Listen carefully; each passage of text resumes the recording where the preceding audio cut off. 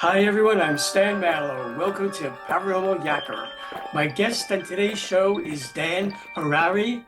He's a well-respected Hollywood entertainment industry publicist who has worked with hundreds of famous celebrities from movies, TV, music, and pop culture. This includes a pre-fame Bruce Springsteen, Kiss, and Fleetwood Mac. Dan is also a gifted author, and I'll be talking with him about his two most recent books. They are My Paranormal Life, Supernatural Stories from a Hollywood Insider, and Five, a dark fiction novella.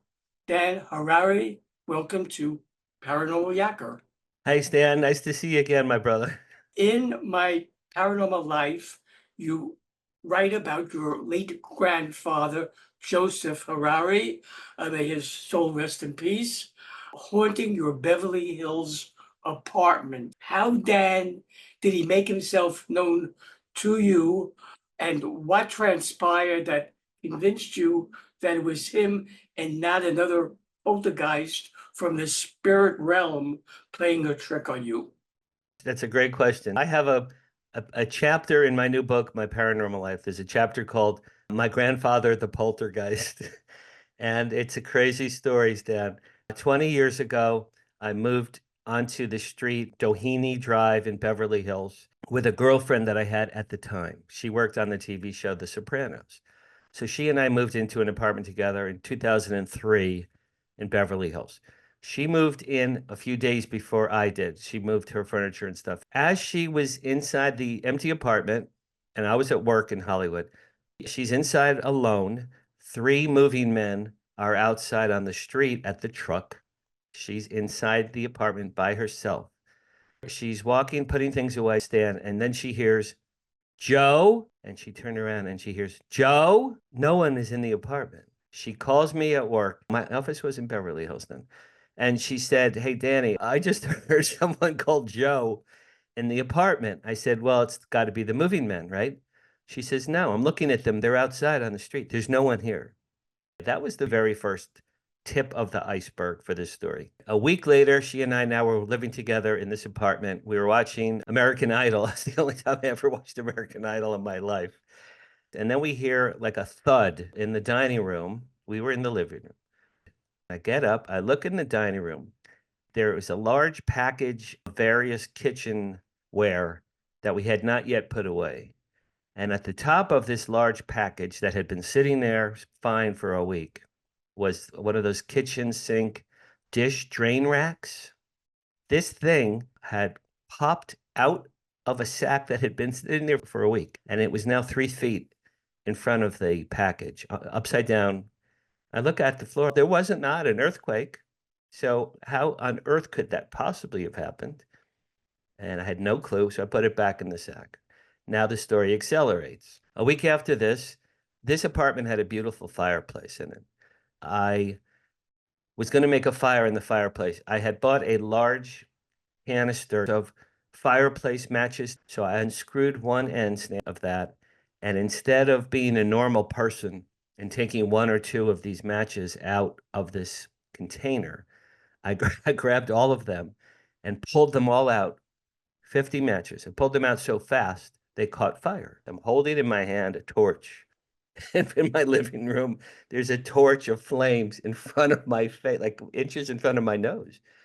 And I'm staring at this torch in my hand, and I'm like, what the hell did I just do? From the corner of my left eye, I look from the dining room, flying through the air into the living room was a bluish, grayish, all I can say it was a ghost. It was an apparition, bluish, grayish colored Casper the Friendly Ghost without a face. It was this entity, this thing. I saw it coming, and I'm thinking, what the hell is that? It flew, Stan, it flew to my hand.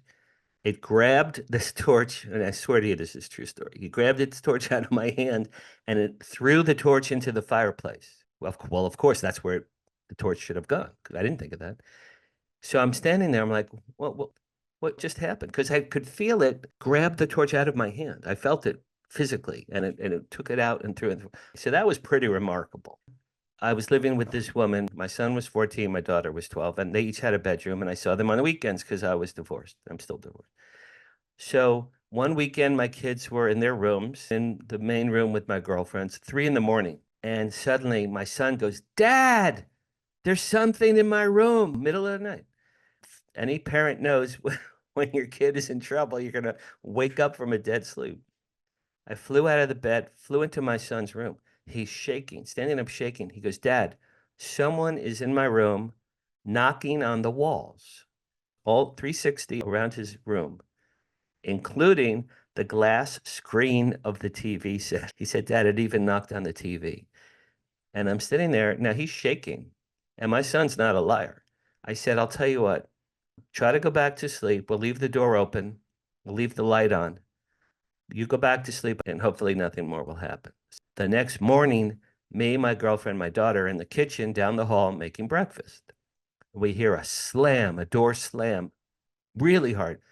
And then, Dad, my son screamed at me again. I ran down the hall. His door was now closed. And I went to open the door, and it felt like something was pushing the door closed against me for like a few seconds. I'm like, what the hell's happening? So finally, I opened the door. He's sitting up in bed. He said, Dad, something just slammed my door closed. He was in bed. It wasn't him. It's not an earthquake, not the air conditioning.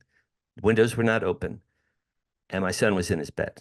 What the hell's happening here? I had a Ouija board. So I said to everyone, you guys, we're going to do a Ouija board right now as a family, and we're going to figure out what the hell's going on, hopefully.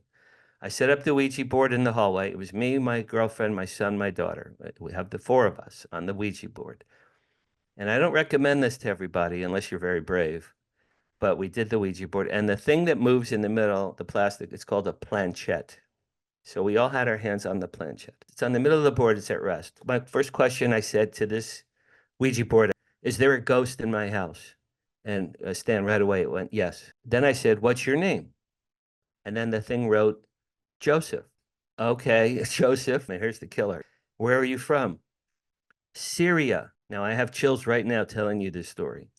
My grandfather, Joseph, was from Syria. Nobody knew that. My girlfriend, my son, my daughter, they didn't know that. So they were not manipulating the word Syria was written. I said, are you my grandpa, Joe? Yes, yes. Well, now I start crying. I love this guy. This guy died when I was 11 in 1967. We are now in the year 2003. So I'm communicating with my dead grandfather. Now I go, Grandpa Joe, why are you here? And it wrote Jordan. Well, that's my son's name, Jordan. I said, what do you want with Jordan? And it wrote to teach. And then I said, what do you want to teach Jordan?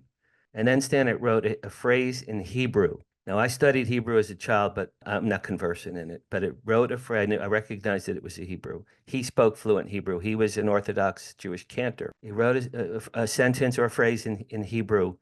I didn't know what it meant, so I stopped the game for a second. I called my dentist who knew Hebrew, and I called him and I said, Dr. Zeev, what does this mean? And I read it to him, and he said, I am a stranger here. Went back to the game. I said, Grandpa Joe, I said, I love you. I wish you well. I wish you peace. I said, can you please leave us alone? You're scaring my family. I said, please go away with love and respect. And then it went, yes. And that was it, Stan. It stopped. The planchette did not move after that. Because then I said, are you still here? Grandpa, nothing. And from that day on, I lived in that house for another year. Nothing else paranormal ever happened. But all of these things were linear, and they all lined up to be my grandfather. Your beloved dead grandfather visiting you seems to be the trigger that got you to think about other supernatural paranormal events you had experienced since childhood. What then was the earliest paranormal experience you recall having, and what were the circumstances surrounding it? That was in 2003. So after that, Stan, I'm thinking, that's pretty extraordinary. And I told that story to my friends and family. I told my dad when he was alive, obviously. I said, Dad, I communicated with your dead father. And he said, Danny, if I believed in ghosts, I'd say that my father was a ghost, but I don't believe in ghosts. I said, Dad, if you had been there, you would have. that made me realize this was an extraordinary event in my life. So I bookmarked it in the back of my brain. 2 years ago, I was bored, thinking I should write that story down. Then I remembered other things throughout the course of my life that were very strange, paranormal, bizarre, my 3 UFO sightings, voices I've heard, all kinds of things. I just started writing down my crazy stories. And then I put them in chronological order. And then that's what my book is, My Paranormal Life. To answer your question, this is a story I never told anyone until this book came out, including my mother.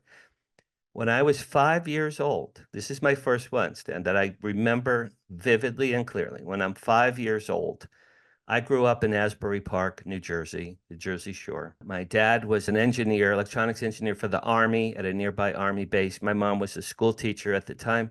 I'm 5 years old. There were two little girls that lived across the street from us who were my little friends, Kathy and Lizzie. So one day they came over and asked my mom if they could play with me. So I'm 5. I think they're 7, 8, 9, something like that. So I remember we used to climb trees and fences. One day, one of them said, let's climb the billboard sign at the end of the street. There's a large 3-story tall billboard sign. So we go down the block. We get inside the billboard. There's like the wooden skeleton lattice inside. So it's not the exterior sign, it's the interior skeleton of the billboard. The three of us are climbing up almost to the top of this sign, I remember. And then for whatever reason, I lost the grip on my hands on the wooden beam. I remember seeing me lose the grip. And then I go onto my back and I look up at the sky. I'm plummeting to the earth. These two little girls, they're looking at me horrified. Stan, I'm going in slow motion, by the way. Absolutely. I was going because I remember it so vividly. I'm like, oh no, this isn't going to be good. Then I have missing time. I wake up. I don't know if it was a minute, an hour, or 3 hours later, but I wake up on a couch inside a stranger's house 2 blocks away from the sign. The little girls I was with were not there. I said, hello, is anyone here? No one was in the house. I'd never been in there before in my life. And I'm thinking, oh, I need to go home. I need to go see my mom. So I get off the couch. I look to the front door to the right. I stand at the front door. There's a cryptid being. It was an entity. I believe it was a gargoyle. I told my daughter the story. She goes, Dad, I think that was a gargoyle. 7-foot tall cryptid being, white chocolate color. It stood on 2 legs. The legs and the body, I would say, were that of a bull. The back and shoulders looked like this creature had once had wings, Stan, because I saw the bony protrusions on each shoulder. It looked like God had taken a hedge clippers and cut off the wings. You could see like there were wings there at one point, and it had the face of a bull. And so it looked to the right. This thing turns its head over its right shoulder, and like that, it snorted at me. And then it turned its face. It went through the screen door and it just disappeared. That's the whole story. It's probably my earliest memory in my whole life. My mother thinks it was a dream. It wasn't a dream. And then she said, well, if that happened, why didn't you tell me? And I said, Mom, I'm 5. I'm going to tell you, Mom, I fell off a billboard sign and I died, but this gargoyle from a paranormal universe saved my life. How do you explain that? So I never told anyone this story, paranormal story. You, Dan, had premonitions and dreams that came true. Could you tell me about 1 or 2 of them? I'll do a premonition. In 1980, summer of 1980, I worked at Columbia Pictures in Manhattan as a junior publicist. And I was commuting from the Jersey Shore on a bus, 4 hours a day on a bus, and it was horrible. It was hell, and I was miserable. It was a crappy job, and I didn't like it, but it was a big shock because I'm working at a movie studio. So every day at lunch at this job, I would sit on a rock in Central Park and eat my lunch every day at the same rock in Central Park every single day for this whole summer of 1980. And in fact, this is a funny side story. One day, Jill Clayburgh, the actress, was sitting on my rock. And look at her. She looked at me. She's smoking a joint. This is an Oscar-nominated actress. She goes like this, like, you want some? I go, okay. So I took a hit to her, and so I had sharing a joint with Jill Clayburgh on my rock in Central Park. That's a side story. Well, at the time, I'm 23 years old. I'm a straight, horny, young guy. And all my time is spent on buses commuting to Manhattan. So I was not dating then. Surrounded by beautiful women in Manhattan, I was not dating because I was too busy on a bus. My whole life revolved around a bus. So on the Rock, and for whatever reason, Stan, I'm thinking I should write a letter to Hugh Hefner in California, like a personal letter. And I thought this every single day when I sat on that rock. I'm going to write Mr. Hefner a letter. Dear Mr. Hefner, I'm a big fan of your magazine. I'm a 23-year-old guy in Manhattan. I don't know how to meet beautiful women. Is there any advice you could give me? I'd really appreciate it. I know you get probably fan mail all over the world, but I'm really serious. I really could use some advice. Can you please help me? Honest to God, I wrote the letter in my head, Stan. For months and months and months, I'm having this letter in my head. I never did write the letter, but I had it in my head. Now, 4 years later, exactly, I'm now the publicist for the Playboy Channel in Hollywood, and I'm hanging out with Hugh Hefner at the Playboy Mansion quite often. Now, what were the odds of that happening? If that's not a premonition, I'm not sure what is. For whatever reason, that came true. When it comes to coincidences, there are those who believe there is no such thing, that what we call a coincidence is really something that was meant to be. And then there are those on the flip side of that belief, and they think the very notion of attributing more to an event than what it is rubbish. You, Dan, had what you call extraordinary coincidences. Can you share some of them? And as you reflect on them, do you believe they were things that were destined to be, or have you not yet come to a conclusion as to what they were? Another great question. I've not done this story with anyone yet, so you'll be the first.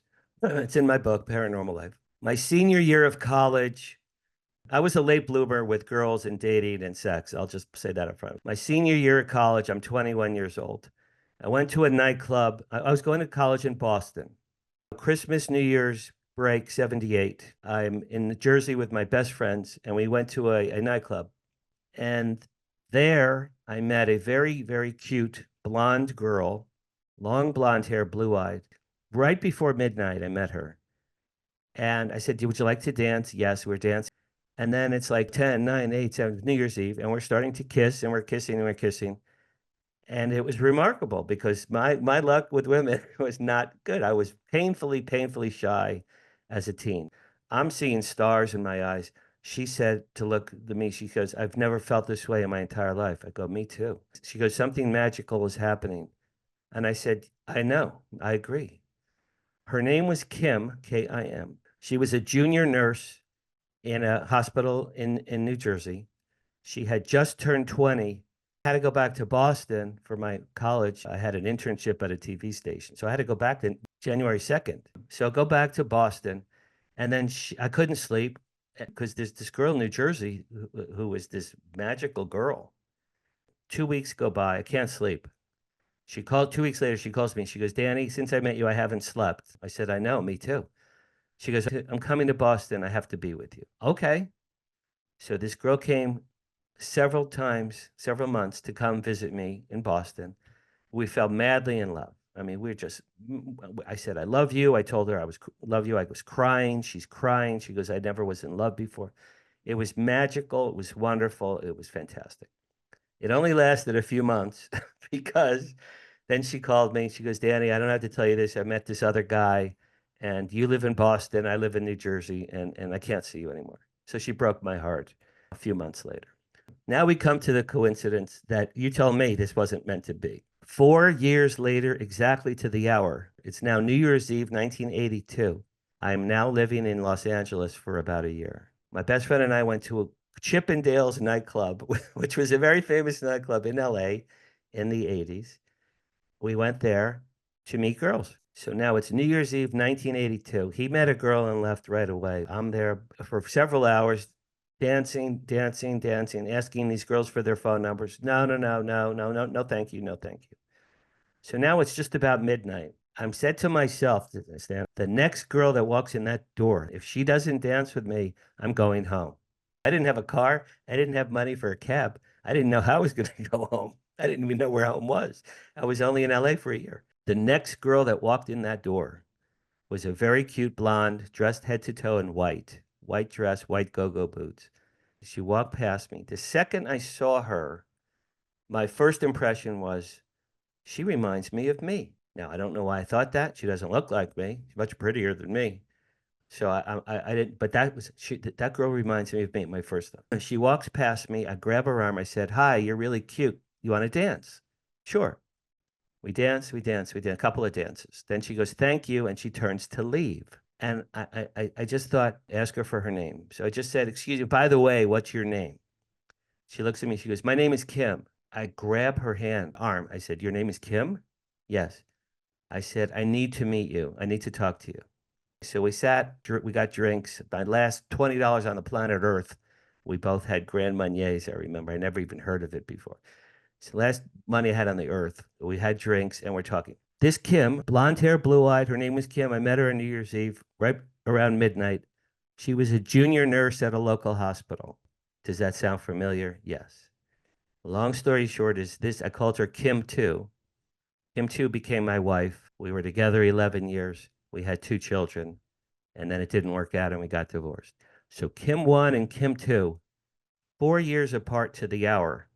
Blonde hair, blue eyed nurse, age 20, who worked at a hospital on New Year's Eve at a nightclub that I met. Okay, so if that's not a remarkable coincidence, that was meant to be, Stan. I know it was predestined because my children were beshert. My children were beshert. My children were meant to be.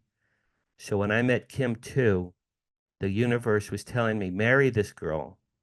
Because remember Kim 1, how madly in love you were. That was just like a teaser trailer, like a coming attraction. Kim 2 is the real deal. And that's how I knew I had to marry Kim 2. Part of your Paranormal Life portfolio includes UFOs. Could you, Dan, elaborate on your UFO experience? Well, absolutely. And I will say this 1 month ago, I saw my 4th UFO. Well, a month ago, a contact in the desert. So that didn't make it into the book. The book came out shortly before that. But so I've seen 4 UFOs, and I'll go through them with you quickly. No 2 were the same, and each one was pretty remarkable. The first one I saw was in March 1970 with my dad. He was driving me home from school in suburban New Jersey. It was in the afternoon. I'm almost 14 years old. As he's driving me home, there's a huge silver V, letter V, craft hovering above my father's car. And I said, through the windshield, I saw it. I said, "Dad, you need to stop the car. There's a UFO." He stopped the car. We got out. We stood in front of the car. Look up, Stan. I'm literally jumping up and down. "Dad, now this thing is like the size of one of the pyramids in Egypt. I mean, this didn't belong in my hometown, right? Dad, look." And I'm jumping up and down. And my father looked at it, bored to tears. He'd seen it a million times. He had no interest, no reaction at all, which that's a remarkable part of the whole story. It was a silver V. I would say each wing was like the size of 2 school buses, shiny silver pointy tips, hovering silently, no smoke, no propellers. It did not move. It was like a butterfly hanging there. After 2 minutes, he goes to me, he goes, "Come on, kid, let's go home." We get in the car, drive home. I remember it followed the car for maybe a minute, and then it just kind of slowly but steadily moved away from my neighborhood. That's UFO number 1, March 1970. Second UFO is many years later, 1996. At this time, my wife, Kim, we had just gotten divorced. So now Kim and my 2 children are now living in Lancaster, California, which is the high desert. And she moved near Edwards Air Force Base. Keep that in mind. And I'm living in Studio City near Hollywood. So I saw my kids on the weekends. I used to drive out there to spend weekends with my children. My children were 8 and 6 at the time. So for my son's 8th birthday, he wanted a telescope. So I said, sure. So I got him a telescope for his birthday, May 1996. My son Jordan turned 8. Brought him the telescope. We're in backyard in Lancaster looking at the desert sky. And there's no city lights. There's no smog. You can see the sky beautifully. Crystal clear stars. It's the desert. So through the telescope, you see Mars and Saturn and the moon and all the cool stuff you see. And then we see on the far right corner of the sky, Stan, a sudden light came on, whitish yellow color, egg-shaped light came on in the right part of the sky. and then it moved very quickly in a straight line all the way across the sky above us, pretty high up. And I said, Jordan, look, there's a satellite. Isn't that cool? That's a satellite, clearly visible. So Stan, it goes all the way across the sky. Then it stops in place for 30 seconds. And I thought, oh my God, that satellite's going to plummet to Earth. Something terrible just happened. The gravity's going to pull it down. And then it reversed course and it went all the way back the way it started out. That's not an asteroid or a comet or a meteor or a plane or a helicopter. It could only be two things, an extraterrestrial craft or a military drone. Now, I've told that story around the world, and people have said to me, Dan, you were near Edwards Air Force Base. Edwards is one of the bases that worked on reverse engineering of UFO technology, and that was most likely a military drone. And I truly believe, Stan, that that's what that was. Because it, like, when it stopped, it was almost like the guys inside were like, yeah, this thing functions pretty well. And then it turned around and went back. So whatever that was, either ET or a drone, one of those two things. That's the second one. The third UFO, 2008, I'm with a girlfriend. We went to Isetti Ranch in upstate Washington at the base of Mount Adams. There's a gentleman named James Gilliland who owns the ECETI Ranch. It's a world famous UFO hotspot for hundreds of years. And he had a 3-day weekend there, July 4th, 2008. So it's, I don't know, 150 acres of nothing, his little house, and Mount Adams is in the distance. Mount Adams is one mountain down from Mount Rainier. Mount Rainier is where Kenneth Arnold saw his UFOs in June 1947. This is the cousin mountain down the line. Also, when I was there that weekend, I heard that the Indians used to call Mount Adams the Mountain of Shining Lights. So that's cool. I had a new girlfriend, Barbara, TV writer. We were there for 3-day weekend, 4th of July weekend, 08. During the afternoons, they had a white tent set up on the property, and people spoke, like Nick Pope and William Henry, some other prominent people. I don't remember who they were. Richard Dolan maybe was there. They had lectures and films and seminars during the days. And then at night on the property, they built a bonfire. I'd say 200 people were there. And we would sky watch at night. Friday day, lectures, film, seminars. Friday night, bonfire, look up in the sky. Nothing happened at all. Saturday, lectures, film, seminars, bonfire at night, looked up in the sky, nothing at all. And after a while, you know, your neck hurts. I had a video camera with me. Keep that in mind. The third day, the last day, Sunday, lectures, film, seminars, bonfire, look up at night. Couple of hours, 2 hours, we're looking up. Nothing is happening. Now, there's 200 cars on this property. And here's where the story gets good. I grab my car keys in my hand from my pocket. I go, Barbara, if we leave right now, we can beat the rush. I had the car keys in my hands then. With that, a black craft, a large black UFO craft came from behind the trees behind us, came over us, hovered, I'll say 300, 400 feet above us in this, blocked out the sky. So you couldn't see the star. I don't know how big it was, but it blocked out the sky. I look up, it's hovering now. I'm looking up at this thing. I'm like, okay, what the hell is that? Underneath this thing, there was a large glass crystal bulb. It lit up, very bright, dark emerald green color. Gorgeous, like emerald green from The Wizard of Oz. Then this craft beamed that green color light and bathed all 200 of us. Now, we're all looking up. It's like from the, in the X-Files when they're all looking up and the craft comes with the light. But in the X-Files, it's always a white light. Mine was emerald green. And we're all lit up. And I'm thinking, this is remarkable. And then I'm getting an impression, not in my ear or my brain, but in my heart. I'm getting, hello, we're here. We love you. We know you've been waiting for us. We're sorry we were delayed. Everything's great. Everything's cool. We love you. We love mankind. Be kind to one another. Be kind to planet Earth. We'll see you again someday. We just wanted to say hello. This is what I'm feeling. I could still feel it. It's in my heart. It's not in my head. It's here. And the light stand, it was like Morse code. It wasn't steady. It was like light, light, light, light, light. It was like some kind of semaphore or Morse code or something. The light goes back into the bulb. The light turns off in the bulb. The craft slowly moves in front of us, very slowly, and then bang, zoom, disappears over Mount Adams. Well, I'm crying. Everyone, we're crying. That's probably the most profound thing that had ever happened to me at that time. People were hugging, we're kissing. Can you believe that? Yeah, what was that? Wasn't that cool? Wasn't that great? That was '08. The last UFO I saw was 1 month ago, June 1st, contact in the desert. The last night of contact, June 1st, this year, a month ago, was a CE5 event in Palm Springs at the venue. They did a CE5 event, probably 200 people outdoors in Palm Springs at night. And we're all holding hands in a circle, looking up at the sky. And the leaders are saying, let's send out positive love to our brothers in the sky. Let's send out good wishes. They can hear us. They communicate with us. Let's tell them how much we love them. And we'd like to see them come visit us. And please show yourselves. We wish to meet you. We really love you. So for an hour and a half, 200 people holding hands, looking up, are sending out good vibes, including myself. Now, I'm a fairly skeptical person. I'm thinking this is very sweet, very cool. Nothing's going to happen. It's absolutely, it's just like, it was like kumbaya. After an hour and a half, the leader says, if you're tired, because we'd been standing all this time, if you're tired, you can lay on the grass, lay on the ground and look up. So we lay on the grass, we're looking up. And I'm looking at my watch, standing, I'm thinking, boy, I have a lot to do tomorrow. I got to wake up there. I got to do this. I got to do this.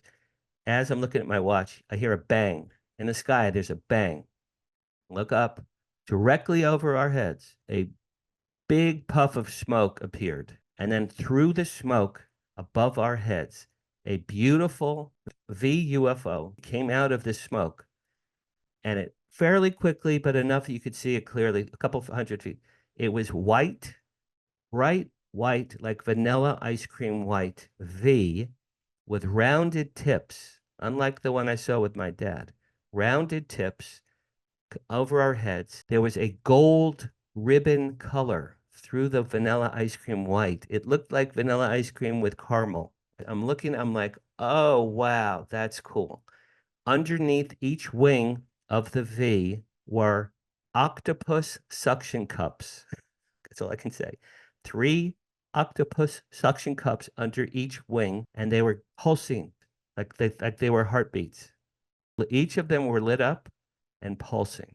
And I thought, whatever that is, it's alive. That's some kind of a being, it's a living thing because it was beating like a heartbeat. So 12 seconds, vanished, and then we're all applauding. That was a month ago. I still feel elated from that one, to be honest with you. So those are my 4. I just wanted to ask you, Dan, that you, Dan, carried with you into your present reincarnation a past life curse intrigues me. What is that past life curse? How did it come about?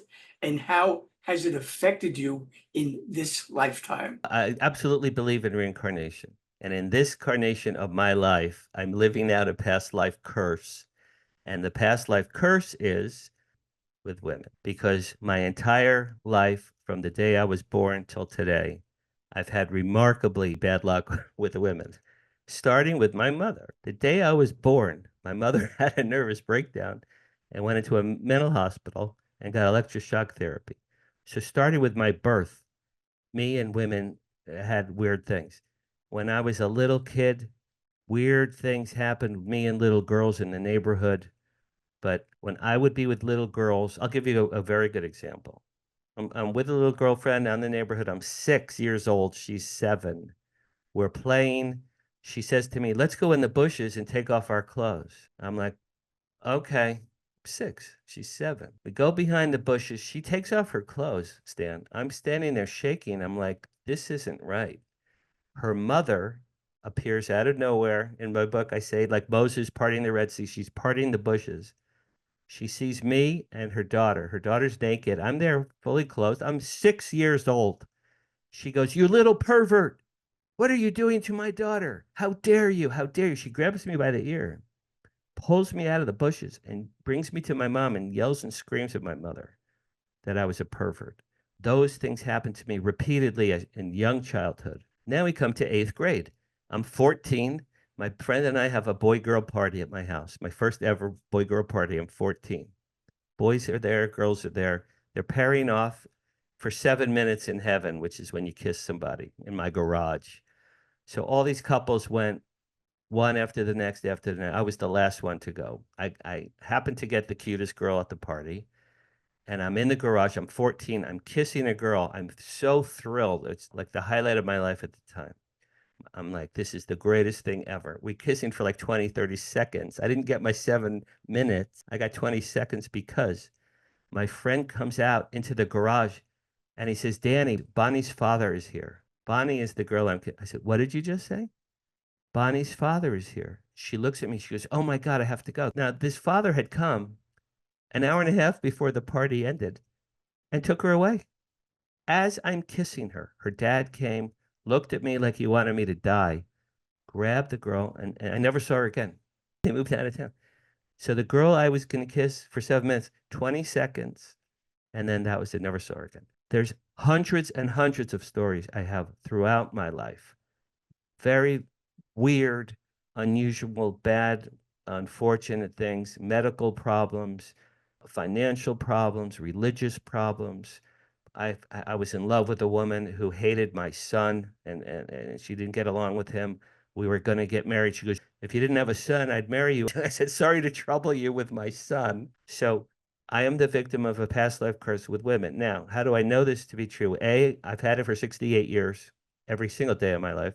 Now, I've been with hundreds of women, but I've never been able to sustain a loving, normal, loving relationship with them. I have been hypnotized. I've seen psychics. I've seen shamans. All of these things, Dan, all of them have said to me, Dan, in a past life, there's a lot of dark energy within you.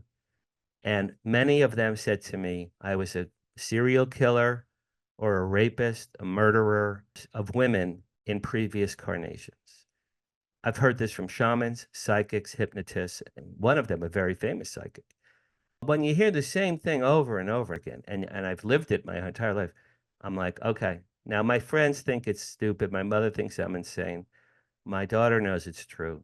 It's a past life curse with women. Now that inspired me to write the book 5. What you just said leads me to ask you another question that you may or may not be able to answer.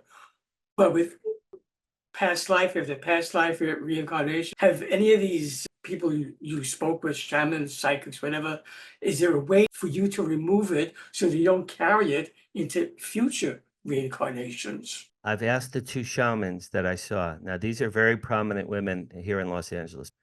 I've asked them, is there anything they could do?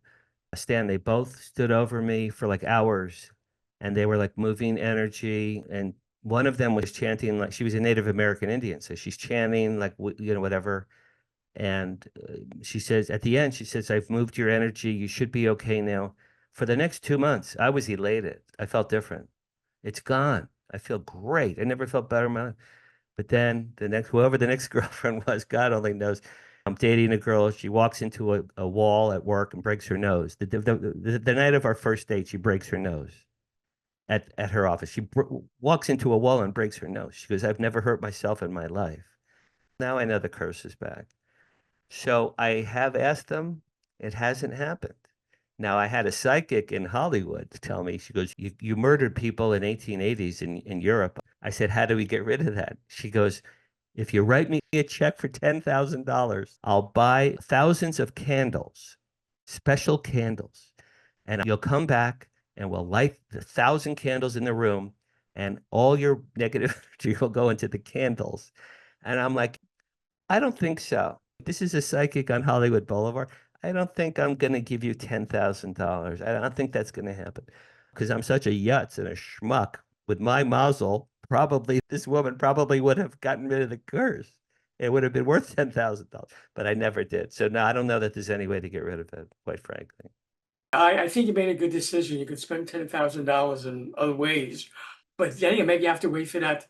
Maybe what these shamans did for you were correct, but not for this reincarnation. Hopefully, for the next one. I hope so. I hope if I come back. You remember that George Harrison, George Harrison was very big on reincarnation.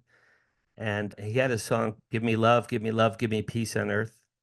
George Harrison's a brilliant Beatle. He was so overshadowed by John and Paul, but he was brilliant too. One of the lines in that song is, keep me free from birth.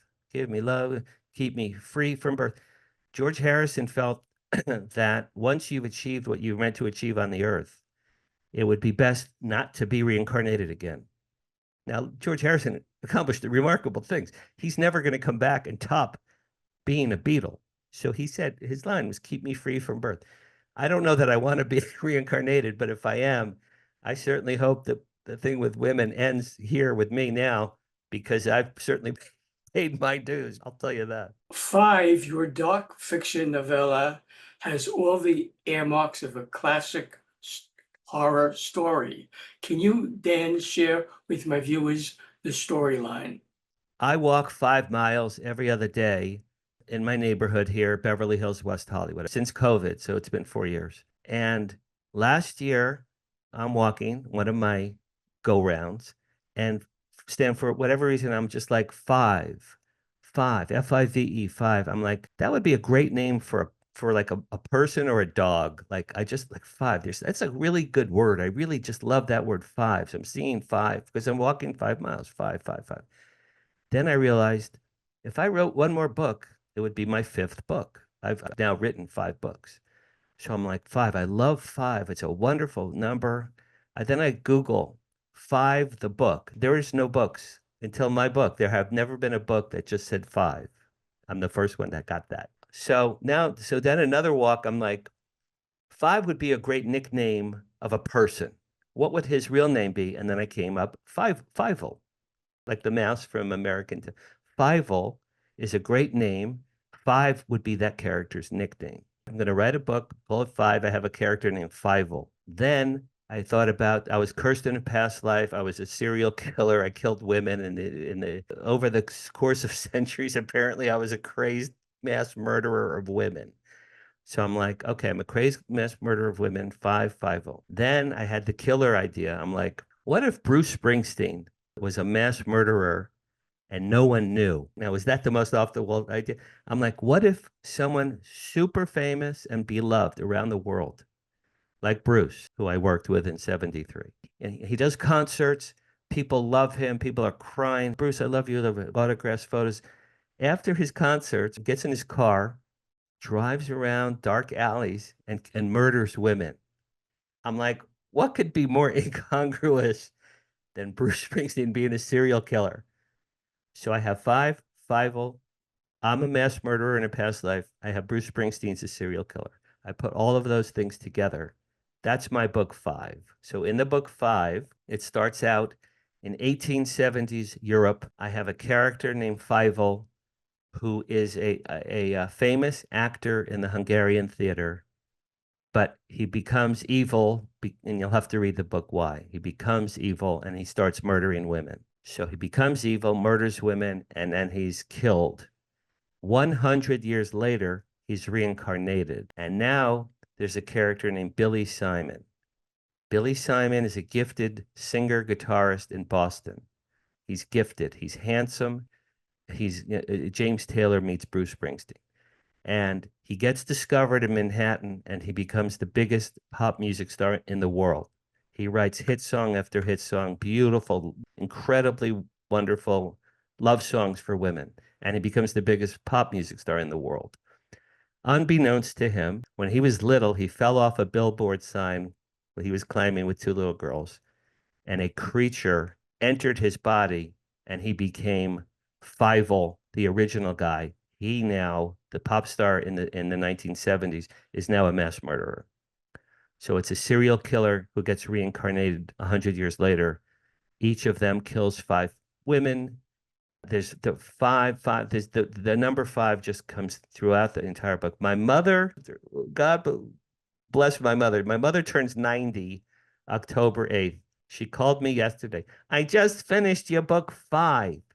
I loved it. Parts of it were brilliant, but a lot of it was horrible. So my mother liked it, and it's a very dark book. There's a lot of really evil, awful things that happen.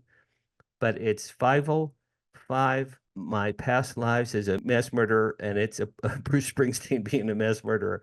That's where it came from. I wrote it very quickly. I wrote it in probably 3 months, and I got a publishing deal for it. It came out on my 68th birthday on June 17th. When 5 is made into a movie, which I'm sure it will, I hope have you so. given any thought, Dan, as to which actors you'd like to see play the roles of key characters from the novella? That's a great question. Before I answer that one, because I have to give that a little thought, I am, as we speak, writing the screenplay for After They Came. It's almost done. I'm working with a screenwriter in New York. It's almost done. That's my golden ticket because After They Came that's my baby. That's my best thing I ever wrote. I am now friend Stan with quite a few Hollywood producers. We talked about it last year. I am friends with Hollywood producers, and I'm going to hand them my screenplay probably in September for After They Came. The lead character would be Steve Carell. The lead actress would be Anne Hathaway. Then there's two benevolent aliens who save the Carell character's life. One would be Brad Pitt, and the other would be Blake Lively, probably the prettiest blonde girl on planet Earth, because they're tall, magnificent, perfect-looking specimens. In that book, I have the President of the United States as an African-American woman. I based her on Oprah Winfrey. Now, if any of that even remotely came true to happen, I'll be doing a horror in the street. I'll be winning the lottery. But I'm going to pursue that. 5, boy, it's such a great question.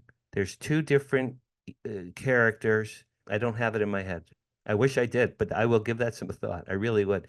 It would be it would be Fievel in the 1870s Europe, and it would be Billy Simon in 1970s America, biggest pop star in the world. They would both be young, good-looking men, like up-and-coming actors, but I honestly haven't thought about it. It's a great question. Should viewers of Paranormal Yacker want to buy my Paranormal Life, supernatural stories from a Hollywood insider, as well as your dark fiction novella, soon to be made into a movie 5, how, Dan, can they do that? All of my books are at my author website. So if you go to danhararyauthor.com altogether, danhararyauthor.com, I've written 5 books. All the information on all 5 books is there. My first book was called Flirting with Fame. That's my 50 years working in the entertainment industry. That's a fun book. These others are less fun. All my books are on Amazon. So if you put in books by Dan Harary, you'll see all 5 of my books. Also, I'd like to say, for those of you out there interested in ufology and helping the disclosure movement move forward, I am the chairman and creator of HollywoodDisclosureAlliance.org. And we have 200 members around the world. We have movie stars in there. We have Richard Dolan, Nick Pope, Steve Bassett, Whitley Strieber, Travis Walton, Ron James. We have the top UFO people in the world, and we're getting more and more Hollywood people there. If you're interested, go to HollywoodDisclosureAlliance.org. It tells you how to join and become a member. And thank you, Brother Stan, for having me on. I always love talking to you. Dan Harary, I thank you for being my guest on Paranormal Yacker. As always, it's been a pleasure yakking with you. I love yakking with you, my friend. I'll yak with you anytime. Hi, everyone. This is Dan Mallow, the Paranormal Yacker. I hope you enjoyed the interview you just watched. So that you don't miss any upcoming shows, be sure to subscribe to my free YouTube channel. To do that, just press the subscribe button on your screen.